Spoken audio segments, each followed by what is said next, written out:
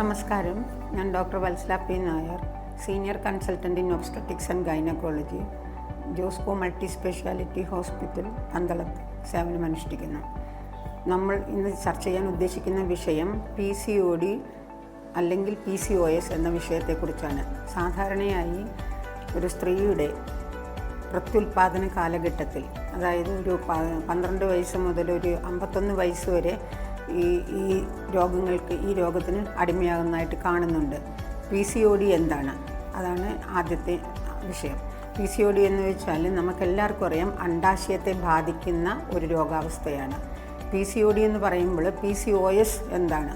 അതിനും കൂടി ഒരു ഉത്തരം നമുക്ക് കിട്ടേണ്ടതാണ്. PCOD എന്ന് പറയുമ്പോൾ അണ്ഡാശയങ്ങൾ ക്രമാതീതമായി വലുതാകുകയും ചെറിയ ചെറിയ കുമിളകൾ പോലെ അണ്ഡാശയം വലുതായി അതിൻ്റെ അകത്ത് ഓരോ മാസവും ഉൽപ്പാദിപ്പിക്കപ്പെടുന്ന അണ്ഡങ്ങൾ പകുതിയോ അല്ലെങ്കിൽ പക്വതയില്ലാത്ത ഓമായിട്ട് അത് ഉൽപ്പാദിച്ച് അതിൻ്റെ അകത്ത് തന്നെ കെട്ടിക്കിടക്കും, പുറത്തോട്ട് റിലീസ് ചെയ്യാൻ പറ്റാത്തൊരവസ്ഥയാണ് PCOD എന്ന് പറയുന്നത്. PCOD പൊതുവേ നമ്മുടെ നാട്ടിലെല്ലാവർക്കും മിക്കവാറും ഒരു 80% പെൺകുട്ടികളിലും അവരുടെ ഗർഭധാരണ കാലങ്ങളിലൊക്കെ കാണുന്ന ഒരു അവസ്ഥയാണ്.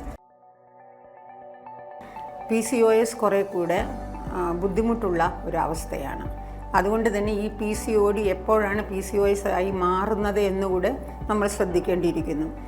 12 വയസ്സ് മുതൽ ഒരു 21 അല്ലെങ്കിൽ 22 വയസ്സ് വരെയുള്ള കാലഘട്ടങ്ങളിൽ ക്രമാതീതമായ രക്തസ്രാവം അല്ലെങ്കിൽ ഇറഗുലർ പീരീഡ്സ്, അതോടൊപ്പം തന്നെ ഒബീസിറ്റി, വണ്ണം കൂടുക, ഹെയർ ഗ്രോത്ത്,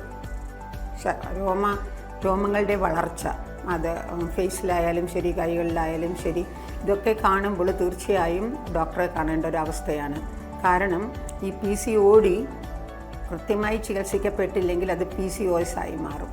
PCOS എന്ന് പറയുമ്പോൾ അതൊരു ജനറ്റിക് ആൻഡ് ഓൾസോ ഒരു മെറ്റബോളിക് ഡിസോർഡറാണ്.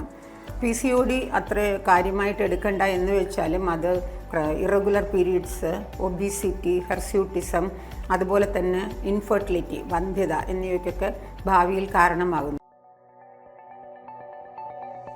പൊതുവേ എല്ലാവരും ധരിക്കുന്നത് PCODയും PCOSും ഒരു രോഗാവസ്ഥ തന്നെയാണെന്നാണ്. തീർച്ചയായും അല്ല.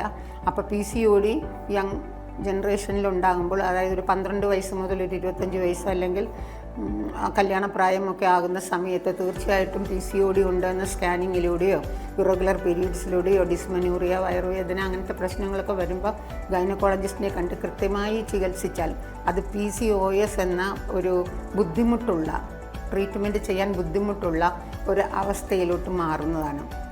തീർച്ചയായും ഇവിടെ ഒരുപാട് സംവിധാനങ്ങൾ നമുക്ക് ഇന്നുണ്ട്. അതായത് അതിന് ടെസ്റ്റുകളുണ്ട്, ബ്ലഡ് ടെസ്റ്റുകളുണ്ട്. അമിതമായിട്ടുള്ള ആൻഡ്രോജൻ ടെസ്റ്റ് ചെയ്താൽ തന്നെ നമുക്കറിയാവുന്നതാണ് PCOS ആണെന്നുള്ളത്. അപ്പം ബ്ലഡ് ടെസ്റ്റുകളിലൂടെയും ലാപ്രോസ്കോപ്പി വഴിയും അതോടൊപ്പം തന്നെ സാധാരണ നമ്മളെല്ലാം ചെയ്യുന്ന അൾട്രാസൗണ്ട് കൊണ്ടൊക്കെ ഇത്തരം രോഗങ്ങൾ നേരത്തെ കണ്ടുപിടിക്കാൻ പറ്റുന്നതും ചികിത്സിക്കാൻ എളുപ്പമുള്ളതും ആണ്. തീർച്ചയായും ഈ സംവിധാനങ്ങളെല്ലാം തന്നെ ജോസ്കോ ഹോസ്പിറ്റലിലുണ്ട്. നിങ്ങളുടെ എല്ലാ സഹകരണം, നിങ്ങളുടെ എല്ലാ ആവശ്യങ്ങൾക്കും എല്ലാ സമയത്തും ഇവിടെ ഡോക്ടേഴ്സുണ്ട്. അതെല്ലാം പരമാവധി പ്രയോജനപ്പെടുത്തണമെന്ന് ചെറുപ്പക്കാരായ പെൺകുട്ടികളോടും 51 വയസ്സ് വരെയുള്ള, അതായത് പ്രഗ്നൻസി ആഗ്രഹിക്കുന്ന ടൈം വരെയുള്ള സമയത്തും ഇവിടെ വന്ന് സേവനം സ്വീകരിക്കേണ്ടതാണ്.